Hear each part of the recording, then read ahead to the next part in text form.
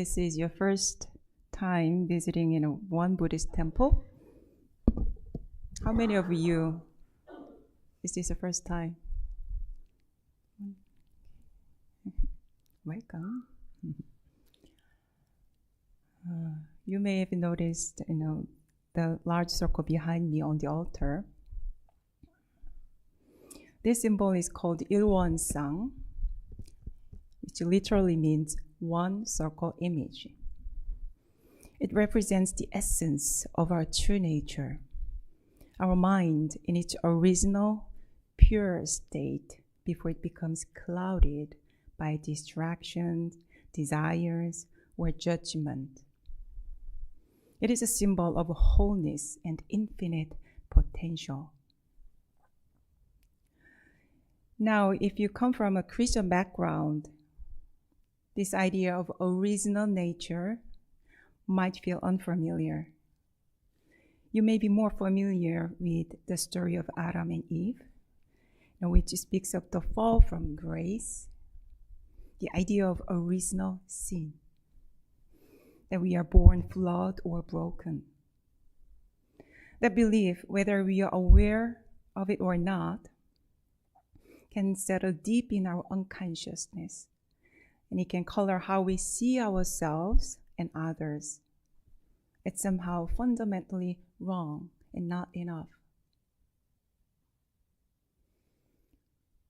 In contrast, Buddhism offers a different view. It teaches that beneath all our confusions and suffering, there is a radiant, awakened nature that has always been there. It's not something we have to build or acquire. It's something we uncover, something we return to.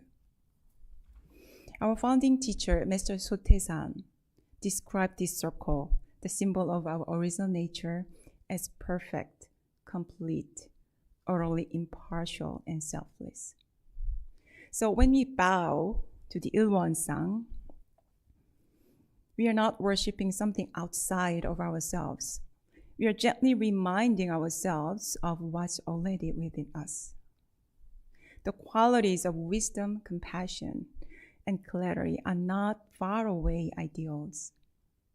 They are the essence of who we already are, waiting to be realized. And that realization, that awakening, is one of the greatest gifts that is passed down to us by the enlightened ones.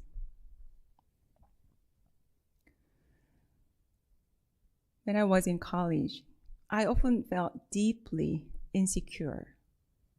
I had grown up in a small city in South Korea, and when I moved to Seoul for university, everything felt overwhelming. The campus was huge, and I'm not good at, the sense of direction. So I often was lost. And the students around me always seemed to so confident, so sure of themselves. They always seemed to know what to do in their career and in their life. And I often felt like I didn't belong. But when I look back, I realized that this sense of unease didn't begin in college. Even as a teenager, I sometimes felt like there was an invisible wall between me and the world. Like I was on the outside and not being able to enter fully. By the time I started university, that vague feeling of disconnection had turned into fear. Fear that others would find out I was somehow flawed. And it wasn't because I had some great trauma in my past. I was raised in a loving family. But somehow, this divided sense of self, this idea that there was something wrong with me, it had already taken root. So even small conversations made me feel very uncomfortable and awkward. On the outside, I probably just looked quiet and just shy. But inside, I was frozen with anxiety and self-doubt. One evening, after a brief conversation with a senior student, I came back to my dorm feeling unsettled. There's something in her tone, or maybe it was just in my mind, triggered that old insecurity. I felt that she didn't like me, and I was unlovable. But this time, instead of brushing it aside or pushing it down, I opened my laptop and started to write. I didn't have any plan. I just wanted to understand what was happening inside me. And as I typed out my thoughts and my emotions, something began to change.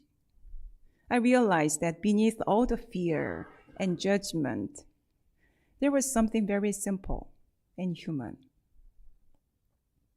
A longing to be accepted, a longing to be loved.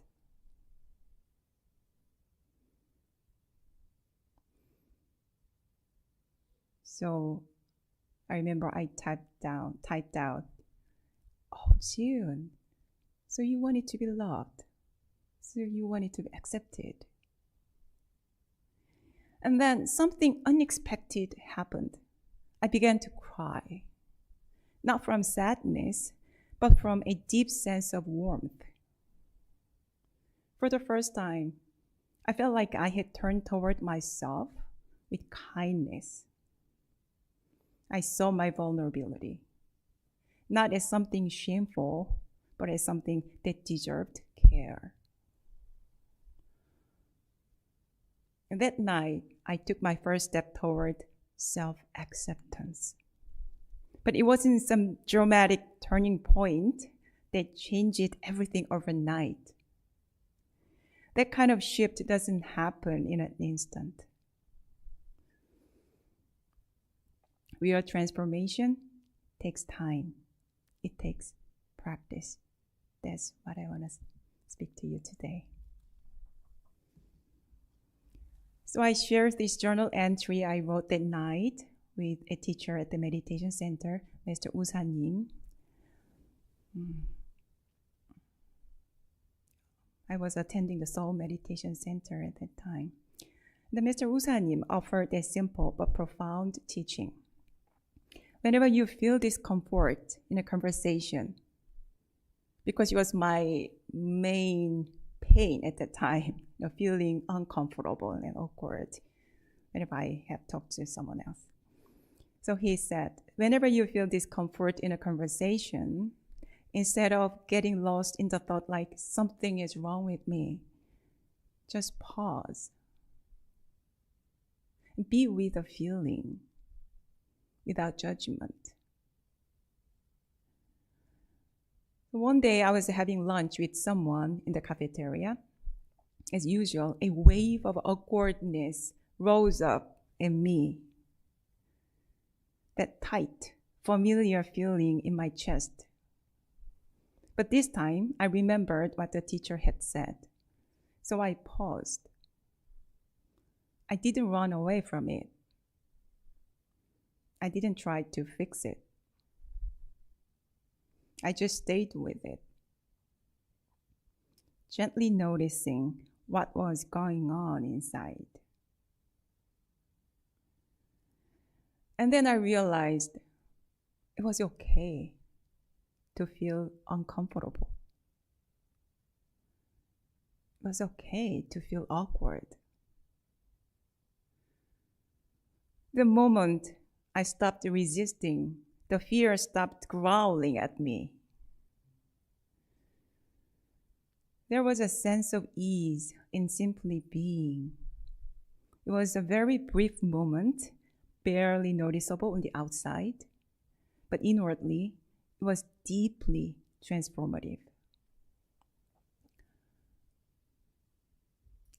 Let me share a story with you. Once there was a man who became deeply troubled by his own shadow. He believed that it was the source of his suffering. If only he could escape from it, he thought, he would finally find peace. So he ran. But no matter how fast he ran, his shadow stayed right behind him. Frustrated and afraid, he ran even faster. Eventually, exhausted and overwhelmed, he collapsed and lost his life. If only he had paused for a moment and simply stepped into the shade, his shadow would have disappeared on its own. This story reminds us when we run from our inner darkness, we unknowingly give it more power. When we avoid or reject certain emotions or parts of ourselves, we deepen our suffering. For example, if you think, I shouldn't get so angry, this is often there is often another thought beneath it. There's something wrong with me if I feel angry. But does that kind of thinking actually help us become less angry? More often, it just adds shame on top of the anger.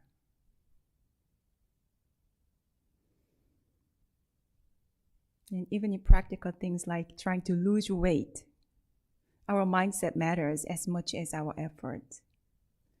If we say to ourselves, I won't be lovable until I lose weight, we create stress, right? And that stress, it often makes it even harder to resist cravings and make healthy choices. But when we begin from a place of care, I want to nourish myself because I deserve well-being, then the change becomes sustainable. It's not battle. It's a path of kindness. Kindness to yourself. So real transformation begins with compassion, not criticism. And this compassion arises from a deep trust in our original nature. This ilwon-sang nature that is already whole, already awakened.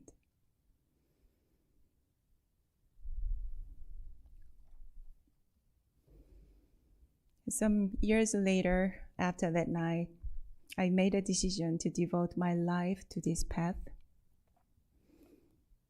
as a Won Buddhist minister, and I started novice training and began serving the spiritual community of Won Buddhism. My days were filled with simple but demanding tasks, like cleaning, washing dishes each and every meal, and serving tea whenever the guests visit.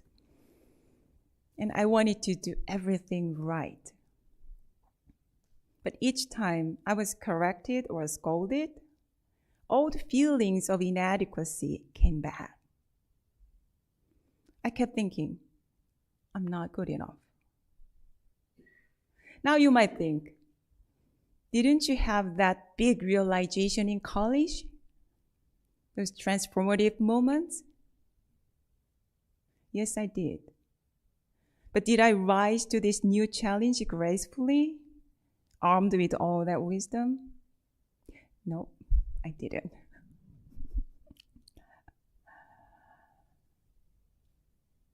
At the headquarters of Won Buddhism, there was a residence for retired minister.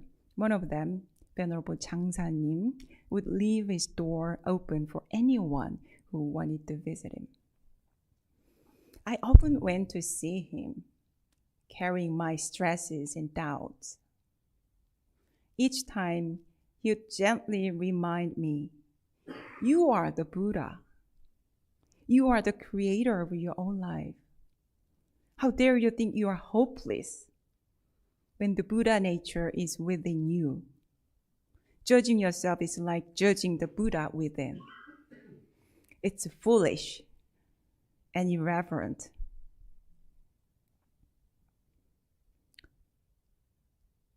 To be honest, I didn't fully understand his words back then.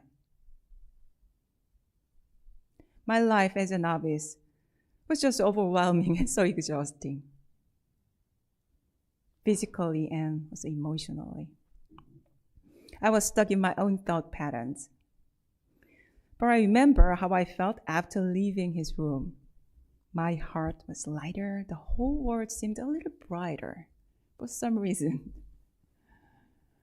And no matter how many times I came back with the same burdens, he always welcomed me with a warm smile and patience.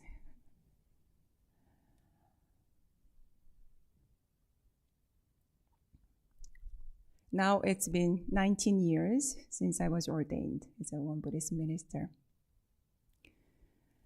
My journey has been a slow and steady, a gradual unfolding. Over time, I've come to confirm something that Master Sotaesan and also Master Jangsa님 taught. The true nature of my mind is like ilwansang, free from disturbance, delusion, and wrongdoing. And just as my mind is like that, so is yours. And so is everyone's. I've come to believe that the true essence of our mind is equanimity and awareness and righteousness.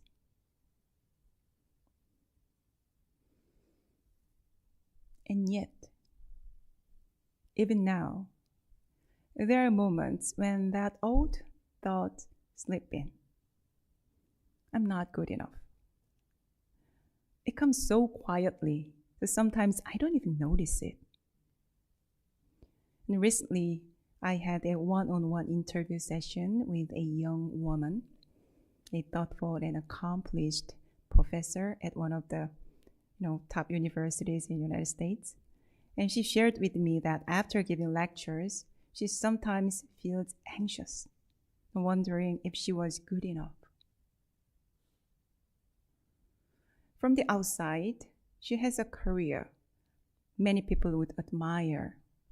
But underneath, I could sense how burdened she was by this quiet and invisible pressure. And I realized this is so common. For many of us, this feeling of not being enough is always just around the corner. All it takes is hearing about someone else's success, receiving a bit of criticism, or frowning faces, or making a small mistakes, and suddenly we are questioning our worth, wondering if we are really okay as we are. This is when we need the living reminder of ilwansang, the one circle image, not just as a symbol on the altar, but as something alive in our hearts. Whenever I notice myself slipping into this old pattern of self-judgment, I sit quietly in front of the ilwansang in my room, and I meditate. It calms my mind and my energy. And it gently reminds me, my true nature is already whole. The discomfort I feel, the craving, the anger, the habits I wish I could change, they're just clouds passing through the sky. They are not the sky itself. And I simply ask myself, what does this part of me need right now? Not to fix it, but to truly care for it. Sometimes the answer is rest. Sometimes it's reassurance. Sometimes it's more meditation. Sometimes it's more sleep. And sometimes it's getting up and taking an action right now. And in Won Buddhism, we place great emphasis on making mindful choices in action. But these choices must be rooted in deep understanding of our inner patterns, with warmth and curiosity, not judgment. This kind of awareness is only possible when we hold a firm belief in our true nature. If you lose sight of that, then even our best efforts to grow can easily become entangled with self-criticism or pressure. And because these habits of being judgmental and feeling like we are not good enough are so deeply ingrained, awakening from this delusion takes more than just understanding or believing or making resolutions. It requires active training of the heart and mind and the body. So let's first make a vow. The vow, we chanted Ilwonsang vow, right? So let's just make a vow to believe in our true nature and practice living in alignment with it. Let's make a daily commitment not to forget and to keep coming back, to keep remembering.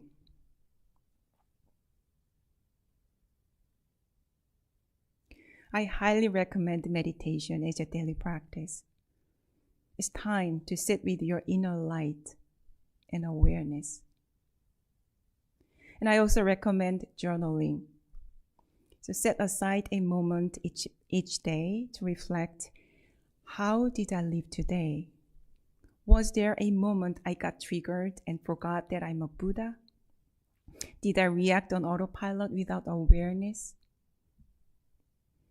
If so, that's okay. With gentleness, you can ask yourself, what does this part of me need right now?